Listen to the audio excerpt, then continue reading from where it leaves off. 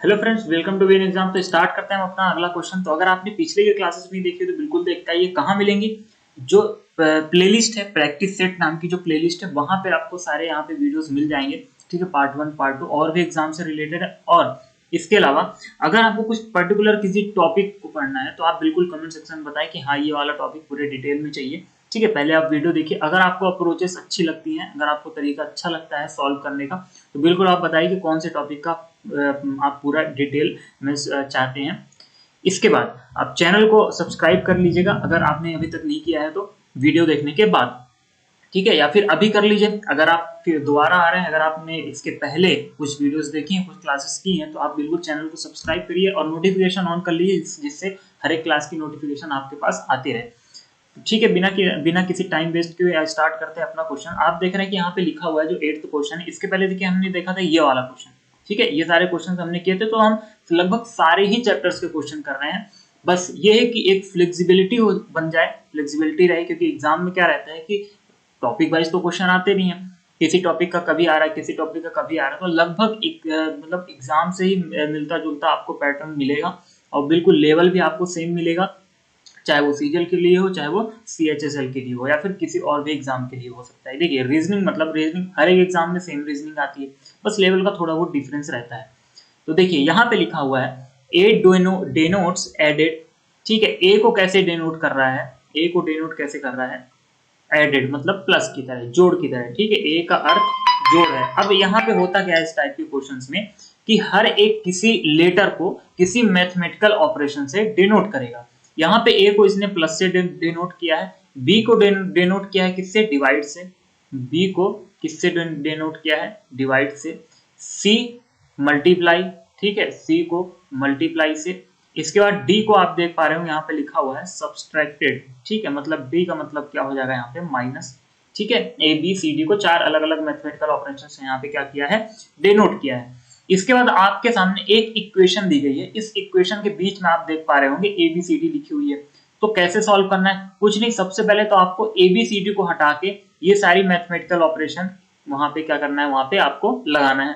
अब देखिए इसके साथ साथ हमें एक बात का और ध्यान में रखनी है कि हमें जो रूल अप्लाई करना रहता है इक्वेशन सॉल्व करते टाइम, वो कौन सा रूल अप्लाई करना रहता है? वॉर्ड मास। मतलब हमें वॉर्ड मास के ही अकॉर्डिंग सारी कैलकुलेशन करनी है। इसका मतलब क्या होता है? सबसे पहले अगर कहीं ब्रैकेट है तो ब्रैकेट को सॉल्व करते हैं, फिर कहीं अगर ऑफ लिखा हुआ है, ऑफ का मतलब मल्टीप्लाई ही होता है, मल्टीप्लाई सॉल्व करते हैं। ठीक है, बेसिकली अगर ऑफ लिखा है तब सॉल्व करेंगे, नहीं तो नहीं करेंगे, मल्टीप्लाई बाद में करेंगे। फिर डिवीजन, फिर मल्टीप्लीकेशन, फिर एडिशन, फिर सब्सट्रैक्शन। तो इस क्रम में हम जो है सॉल्व करते हैं। कैसे करते हैं? देखिए सबसे पहले तो मैं इक्वेशन बना लेता हूँ। देखिए यहाँ पे लिखा है 154। ठीक है, ये मैंने लिख दिया 154। इसके बाद लिखा हुआ है देखिए बी। तो बी का मतलब क्या होता है? डिवाइड। तो बी का मतलब डिवाइड, तो डिवाइड लिख लिया। और डिवाइड के बाद देखिए क्या लिखा हुआ? 11। तो मैंने 11 लिख लिया। इसके बाद लिखा हुआ है सी, तो मैंने मल्टीप्लाई लिख लिया। इसके बाद लिखा है 6, तो यहाँ पे 6 लिख देंगे। इसके बाद लिखा हुआ है ए, तो यहाँ पे प्लस लिख देंगे। इसके बाद लिखा हुआ है फिर से 6, तो फिर से 6 लिखेंगे। इसके बाद लिखा हुआ है डी, तो डी का मतलब क्या होता है? डी का मतलब होता है माइनस। तो डी का मतलब यहाँ पे क्या लिख देंगे? माइनस लिखेंगे। ठीक है, और फिर लिखा हुआ है 27। अब देखिए इस इक्वेशन को सॉल्व तो करना है, सॉल्व तो कई तरीके से हो जाएगी, लेकिन आंसर दो आएंगे। अगर हम बॉड मास का रूल अप्लाई करेंगे, सबसे परफेक्ट जो तरीका होता है वो ये होता है, कभी भी जब हम कोई इक्वेशन सॉल्व कर रहे हैं रीजनिंग में, मैथ्स में, तो हमें बॉड मास का जो क्रम होता है वो ध्यान में रखना जरूरी रहता है, नहीं तो आंसर गलत आ जाएगा आपका। अब देखिए ब्रैकेट तो है नहीं, ऑफ तो है नहीं, यहाँ सिर्फ 4 मैथमेटिकल ऑपरेशन है। तो सबसे पहले तो हम क्या करेंगे? डिवाइड। तो डिवाइड कर किसके किसके बीच में है? आप देख रहे हैं 154 और 11 के बीच में। तो जब इन दोनों को हम डिवाइड करेंगे तो हमें क्या मिल जाएगा? यहाँ पे देखिए 11 से इसको कैंसिल करेंगे तो 11 एकम 11, 4 रिमेनिंग बचेगा, 11 चौक 44। तो कितना हो जाएगा? 14। कितना मिल गया हमें इन दोनों का? जब हमने डिवाइड किया तो हमें 14 मिल गया। इसके बाद मल्टीप्लीकेशन। अब देखिए मल्टीप्लीकेशन यहाँ आया है, तो इन दोनों को तो हमने सॉल्व कर लिया ना, इन दोनों को सॉल्व करके ही तो हमने 14 बनाया है। तो अब 14 और 6 का मल्टीप्लाई करेंगे, तो 14 और 6 का मल्टीप्लाई करेंगे तो कितना आएगा? 84। तो देखिए हमने इन दोनों को ही मल्टीप्लाई करा दिया दोनों को, तो क्या मिला हमें? 84। ठीक है, फिर इसके बाद क्या करना है, एडिशन। तो 84 में 6 जब ऐड करेंगे तो हमें क्या मिल जाएगा, 84 में 6 ऐड करेंगे तो क्या मिल जाएगा, 90। अब बस 90 में 27, देखिए सबसे लास्ट में क्या करना है, सब्सट्रैक्शन। यहाँ पे कोइंसिडेंस ऐसा था कि सारी चीजें बोर्ड मार्क्स के अकॉर्डिंग ही दी हुई थी, बट अगर नहीं दी हुई है तो आप उसी के अकॉर्डिंग सॉल्व करोगे। ठीक है, आप देखोगे कि सबसे पहले डिवीजन कहाँ है, जिन दो नंबर्स के बीच में डिवीजन होगा उन दो नंबर्स के बीच में आप पूरा मतलब उसको डिवाइड करोगे। फिर देखोगे आप कौन सी दो संख्या के बीच में मल्टीप्लीकेशन है, जिन दो संख्या के बीच में मल्टीप्लाई का साइन लगा होगा, सिंबल लगा होगा, उसको आप पहले मल्टीप्लाई कराओगे, फिर आगे आप प्रोसीड करेंगे। अब 90 में 27 माइनस करना है सिंपली।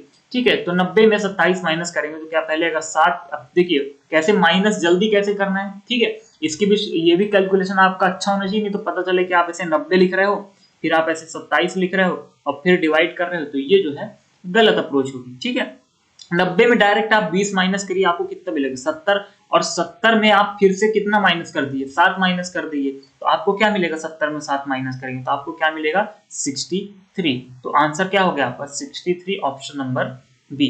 ठीक है, बढ़ते हैं अपने नेक्स्ट क्वेश्चन की तरफ। अब देखिए ये जो क्वेश्चन है इसे बोलते हैं कंटिन्यूअस पैटर्न टाइप की सीरीज है ये। ठीक है, कंटिन्यूअस पैटर्न टाइप की सीरीज, नाम से ही पता चल रहा है कि एक कोई फिक्स पैटर्न होगा जो कि बार बार रिपीट हो रहा होगा।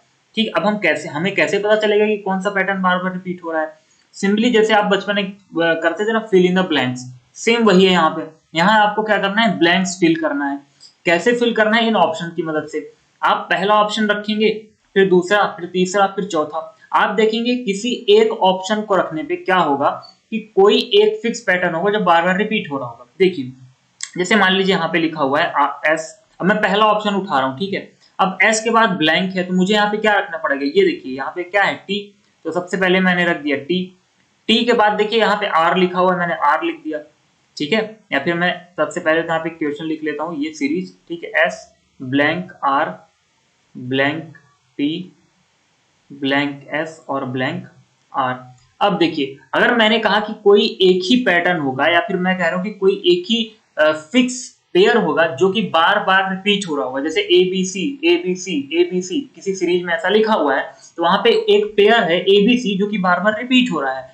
तो वैसे ही यहाँ पे कोई एक ऐसा पेयर बन रहा होगा जो कि बार बार रिपीट हो रहा होगा।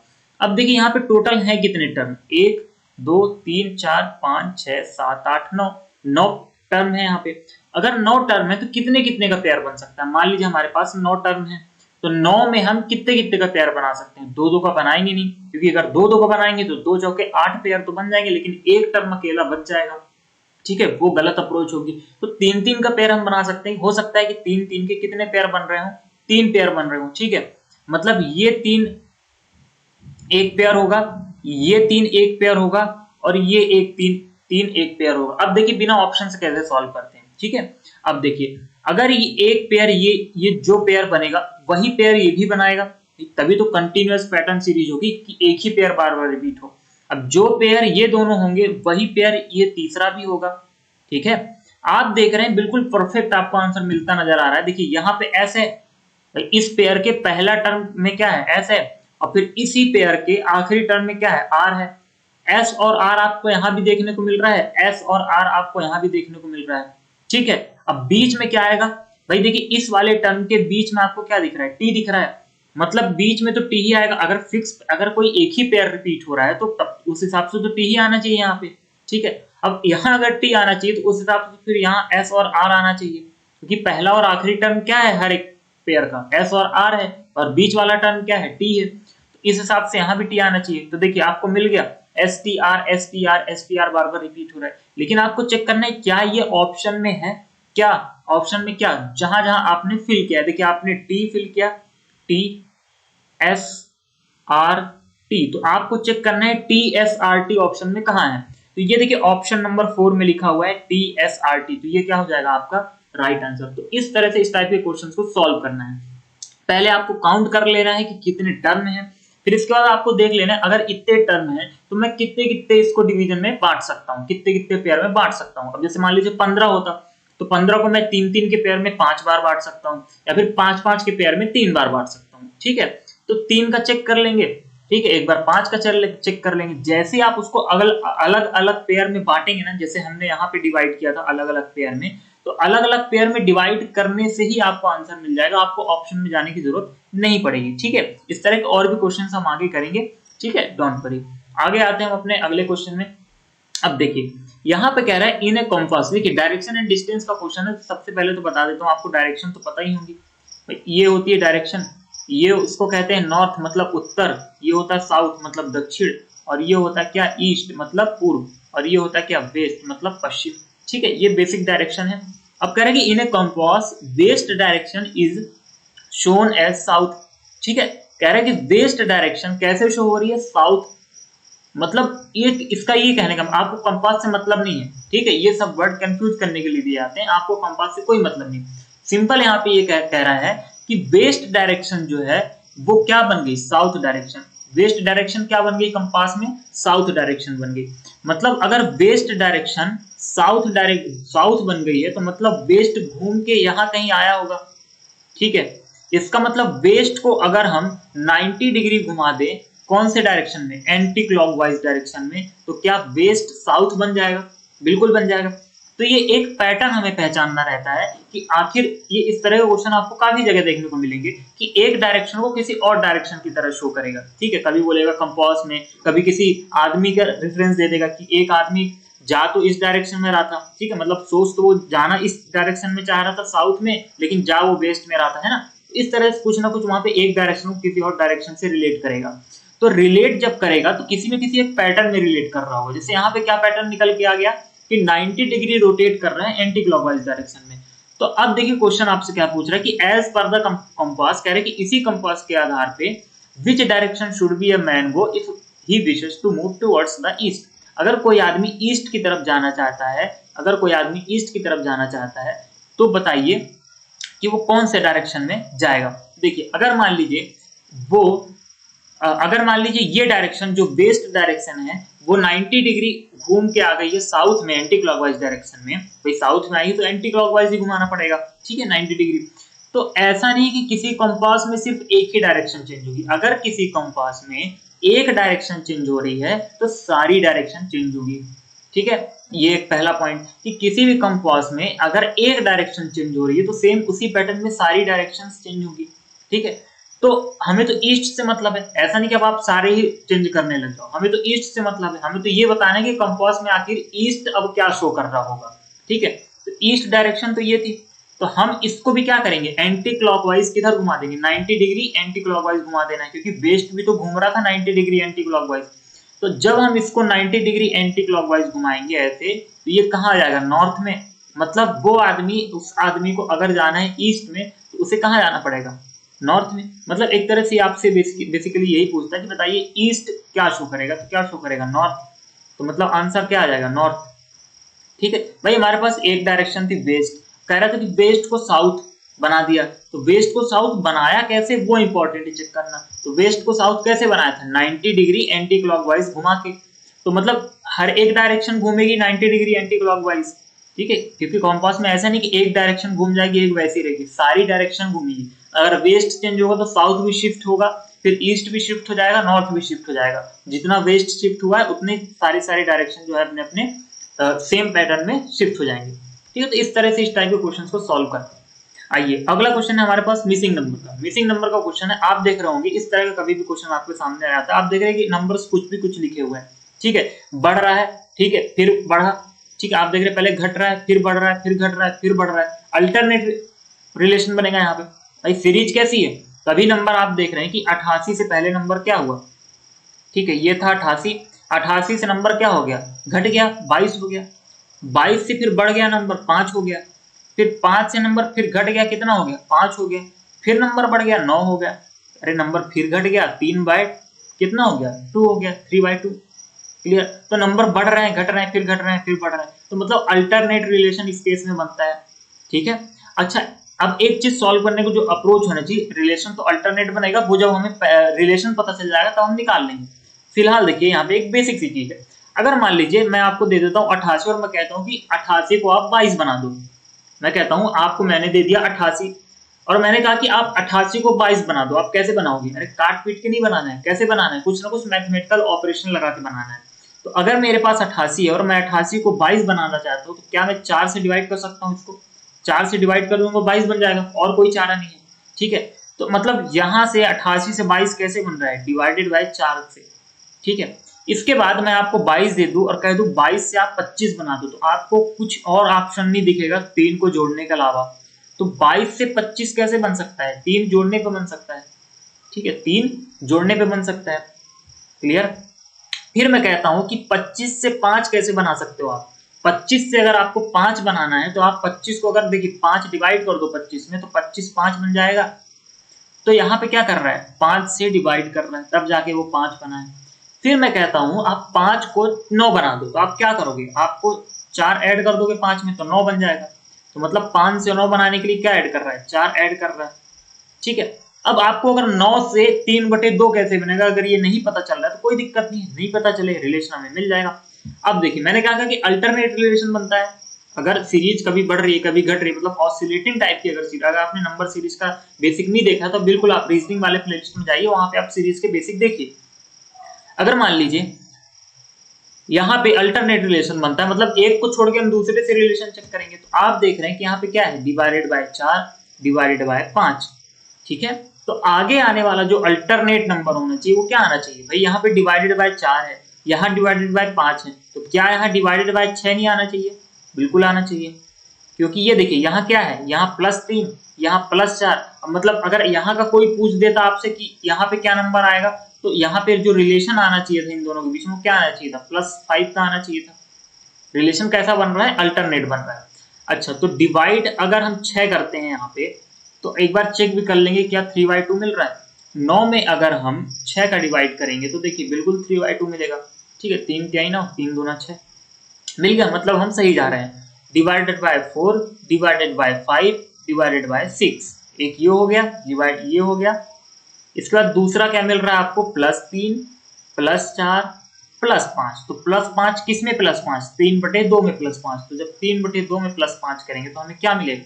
ठीक है, एलसीएम ले लो सिंपल। ठीक है, या तो अब अगर आपसे बेसिक कैलकुलेशन नहीं आ रहा तो फिलहाल आप सिंपल ले ही सकते हो बड़े आराम से। यहाँ पे 2 गया 2, यहाँ पे हो जाएगा 3 और यहाँ पे क्या हो जाएगा 10, तो 10 3 13 डिवाइडेड बाय 2, तो आंसर क्या हो जाएगा आपको, ऑप्शन नंबर बी। ठीक है, इसके बाद ये देखिए अगला क्वेश्चन।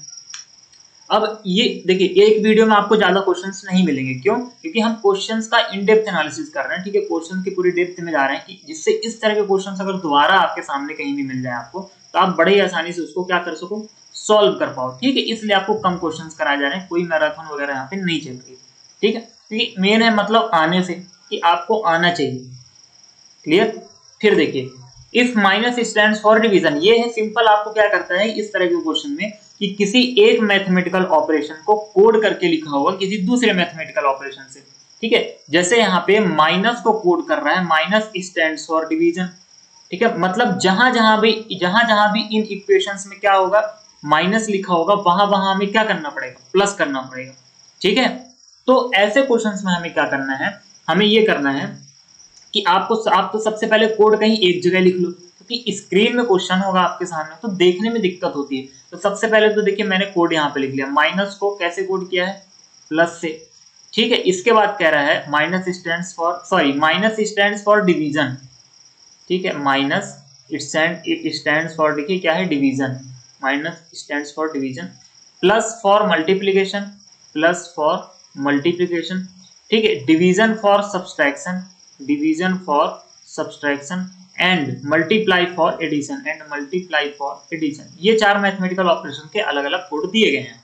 अब इस कोड का क्या मतलब हुआ, मतलब कि इन ऑप्शंस के इक्वेशन में जहां जहां माइनस होगा वहां वहां हम क्या रखेंगे, मल्टीप्लाई, जहां जहां प्लस होगा वहां वहां हम क्या रखेंगे, सॉरी मल्टी, जहां जहां माइनस होगा वहां डिवाइड, जहां जहां प्लस होगा वहां मल्टीप्लाई, जहां जहां डिवाइड होगा वहां माइनस, और जहां भी मल्टीप्लाई होगा वहां प्लस रखेंगे। ठीक है, सिर्फ चेंज कर देना आपको। तो इतना करने के बाद एक चीज का हमें और ध्यान देना है कि हमें करना क्या है, बॉड मास रूल का अप्लाई करना है। ठीक है, किसका, बॉड मास, मतलब सिंपल हमें ये ध्यान रखना है कि पहले हम डिवाइड करेंगे, फिर हम मल्टीप्लाई करेंगे, फिर हम ऐड करेंगे, फिर हम सब्सट्रैक्ट कर देंगे। ठीक है, अब देखिए अगर मान लीजिए हमें सबसे पहले अगर डिवाइड करना है, तो हमें तो वहां जाना पड़ेगा ना जहां माइनस लिखा होगा, क्योंकि माइनस का ही मतलब तो डिवाइड है। ठीक है, तो सबसे पहले तो हम क्या करते हैं कि अपने पहली इक्वेशन को क्या कर लेते हैं, चेंज कर लेते हैं। अब ये तरीका फास्ट करने का है, अगर आपको चीजें आती हैं तो आप फटाफट बिना जो है इक्वेशन को चेंज किए हुए आप क्या कर सकते हो, बड़े आराम से सॉल्व कर सकते हो, क्योंकि ये तो अब आपके सामने ही लिखा हुआ है, ये सारी चीजें आपके सामने ही लिखी हुई है, तो इक्वेशन चेंज करने की कोई जरूरत नहीं है। जैसे मान लीजिए डिवाइड को मैंने कह दिया माइनस, मतलब डिवाइड वहां होगा जहां माइनस लिखा होगा। तो देखिए माइनस कहाँ लिखा है, पहली इक्वेशन में 7 के बाद, मतलब 7 और 1 के बीच में माइनस लिखा है, मतलब 7 और 1 के बीच में क्या होगा, डिवीजन। और जब 7 को हम 1 से डिवाइड करेंगे तो वैल्यू क्या आएगी, 7 ही आएगी। तो 7 मैं यहाँ लिख देता हूँ, 7 मिल गया मुझे। अब अगर मुझे मल्टीप्लीकेशन करना है तो मुझे वहां जाना होगा जहां प्लस लिखा होगा। तो प्लस देखिए यहाँ लिखा है, किसके किसके बीच में लिखा है, 20 और 6 के बीच में प्लस लिखा है, 20 और 6 के बीच में प्लस लिखा है, मतलब 20 छंग 120, मतलब वहां पे क्या हो जाएगा, वहां पे हम लिख देंगे 120। ठीक है, क्लियर। अब हमें क्या करना है, एडिशन, और एडिशन वहां होगा जहां मल्टीप्लाई लिखा होगा, और मल्टीप्लाई कहाँ लिखा है, मल्टीप्लाई इस वाले इक्वेशन में कहीं नहीं लिखा है। ठीक है, मल्टीप्लाई इस इक्वेशन में कहीं नहीं लिखा, हाँ लेकिन डिवाइड देखिए 2 बार लिखा हुआ है, एक बार 20 को भी 12 से डिवाइड करना है, तो ठीक है ये हमें नहीं करना था, हमें सबसे पहले तो डिवाइड हम पूरा कर लेंगे। तो 7 को हम 1 से डिवाइड किए तो हमें क्या मिला, 7 तो यहाँ मिल गया। इसके बाद हम 20 को भी 12 से डिवाइड कर देंगे, तो 20 को जब हम 12 से डिवाइड करेंगे तो हमें कितना मिलेगा, 3/5। ठीक है, 4 पंचे 20, 4 तिहाई 12, हाँ 5/3 मिलेगा। तो 5/3 हमें ये मिला, बीच में मिल गया, और यहाँ लिखा हुआ है डिवाइड, और यहाँ लिखा हुआ है +6। अब देखिए प्लस का मतलब क्या होता है, मल्टीप्लाई, तो यहाँ तो एक्चुअल में हमें मल्टीप्लाई कराना है, तो 6 पंचे 30, और 30 में 3 का अगर हम डिवाइड करते हो तो हमें कितना मिलेगा, 10। और डिवाइड का मतलब क्या होता है, डिवाइड का मतलब क्या होता है, माइनस। और अगर 10 में हम 7 अगर माइनस करते हैं तो हमें क्या मिलता है, 3।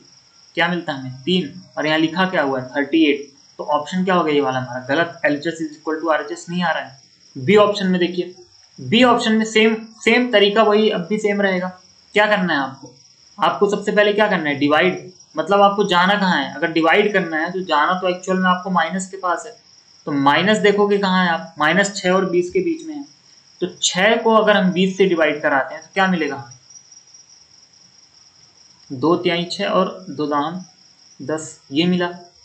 ठीक है, इसके बाद और कहीं माइनस है क्या, नहीं है। इसके बाद हम कराते हैं क्या, मल्टीप्लीकेशन, लेकिन मल्टीप्लीकेशन हमें वहां मिलेगा जहां क्या होगा, जहां होगा प्लस।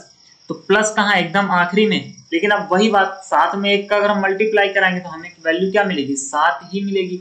वैल्यू क्या मिलेगी हमें, 7 ही मिलेगी। तो ये वैल्यू क्या होगी, 7, और ये दोनों को मिला दिया हमने तो हमें क्या मिल गया, 3/10। ठीक है, क्या मिल गया, 3/10। अब हमें करना रहता है एडिशन, बट एडिशन कहाँ होगा, जहां मल्टीप्लाई लिखा होगा। और देखिए 12 और 7 के बीच में क्या लिखा हुआ है, 12 और 7 के बीच में क्या लिखा हुआ है, क्या लिखा है, डिवीजन। मतलब डिवीजन का मतलब क्या होता है, सॉरी मल्टीप्लीकेशन, मल्टीप्लीकेशन का एक्चुअल मतलब क्या होता है, प्लस। तो जब हम 12 को 7 से प्लस कराएंगे तो हमें क्या मिलेगा, 19। ये लिख दिया हमने 19। इसके बाद डिवीजन का मतलब होता है माइनस, ये देखिए डिवीजन लिखा हुआ है, माइनस करा दिया हमने। तो 3/10 में अगर 19 जाएंगे तो क्या हमें 57 मिलेगा, बिल्कुल नहीं मिलेगा। तो क्या हो गया, ये भी गलत हो गया। आते हैं हम अपने अगले क्वेश्चन। तरीका अब भी वही सेम, अगर हमें सबसे पहले डिवाइड करना है तो कहाँ जाना पड़ेगा, माइनस के पास।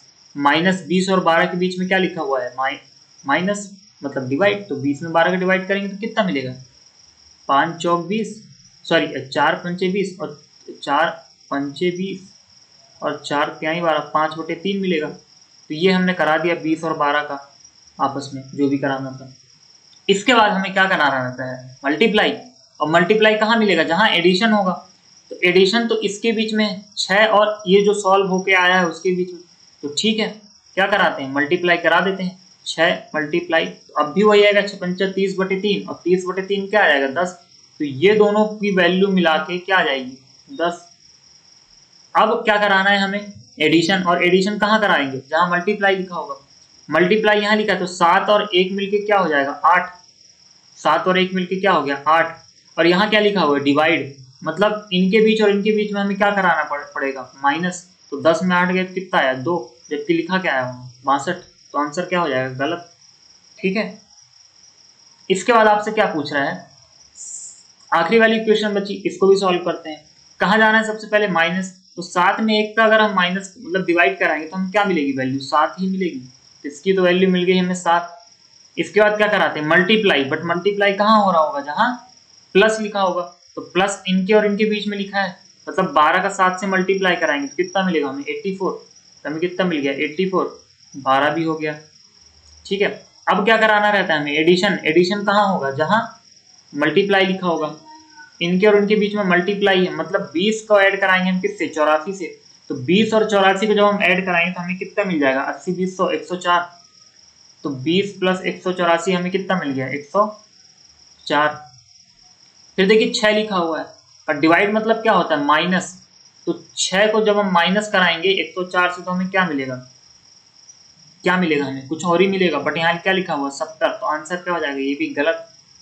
ठीक है, तो ये भी ऑप्शन क्या हो जाएगा, गलत हो जाएगा। आप देख रहे हैं कि चारों ऑप्शन गलत आए, देखिए चारों ऑप्शन गलत हो नहीं, एक ऑप्शन आपका कुछ सही होगा। देखिए यहाँ पे क्या आ रहा था, आपका जो वैल्यू आ रही थी यहाँ पे पहले वाली क्वेश्चन जो हमने सॉल्व की थी, वहां पे वैल्यू क्या आ रही थी, 3। ठीक है, तो आई थिंक मिसप्रिंट के हिसाब से यहाँ पे होना चाहिए था क्या, 3 होना चाहिए था, वहां पे 38 लिखा है। ठीक है, या फिर कहीं ना कुछ मिसप्रिंट होगा। माइनस का अर्थ भाग है, प्लस का अर्थ गुणा है, और डिवाइड का अर्थ घटाना है, और मल्टीप्लाई का अर्थ जोड़ना है। ठीक है, सारी चीजें वही हैं, सब चीजें एक ही जैसे की गई हैं, पर ठीक है कुछ ना कुछ मिसप्रिंट होगा यहाँ पे, तब आंसर नहीं है। बट आपको अप्रोच पता चली कैसे करना है। ठीक है, जनरली लोग क्या करते हैं कि पहले इस इक्वेशन को कन्वर्ट करते हैं इस वाले सिंबल के आधार पे।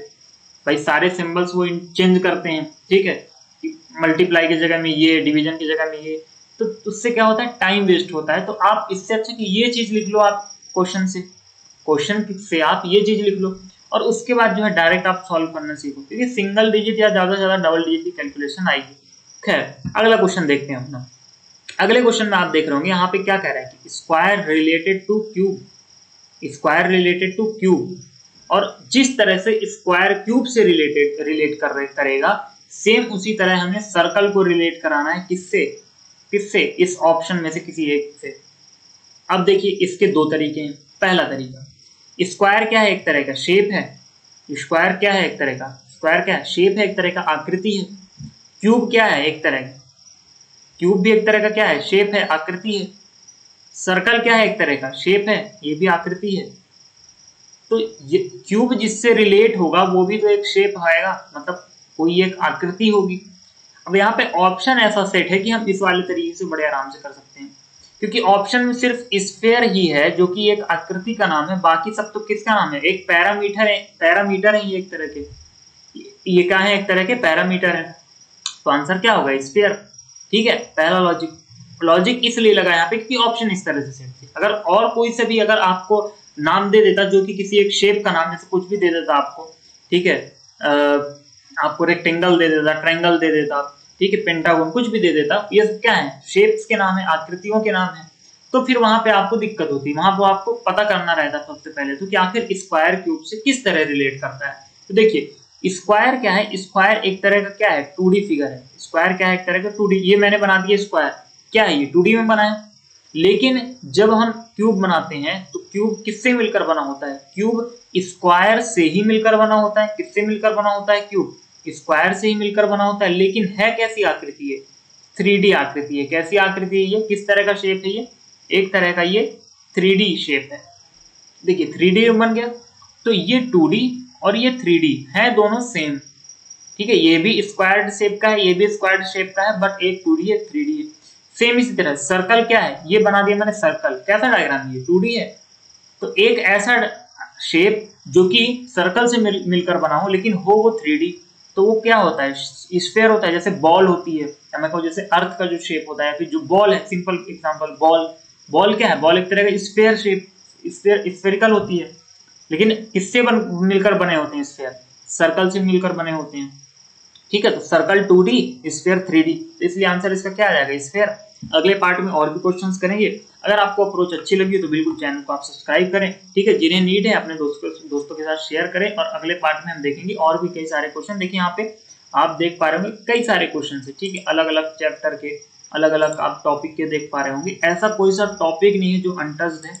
ठीक है, सारे टॉपिक किए गए हैं, और आपको बताया जाएगा कि आखिर इस टॉपिक के अगर क्वेश्चंस आ जाए तो कैसे आपको सॉल्व करना है। यहाँ पे सिर्फ फोकस सोल्यूशन पे नहीं है कि जैसे मान लीजिए क्वेश्चन है तो हम सिर्फ इस क्वेश्चन का सोल्यूशन कराएंगे, आखिर इस टॉपिक के क्वेश्चन कैसे सॉल्व करते हैं वो भी आपको बताया जाएगा, चाहे वर्बल रीजनिंग हो चाहे नॉन वर्बल रीजनिंग हो, हर एक तरह के क्वेश्चन आपको कराए जाएंगे।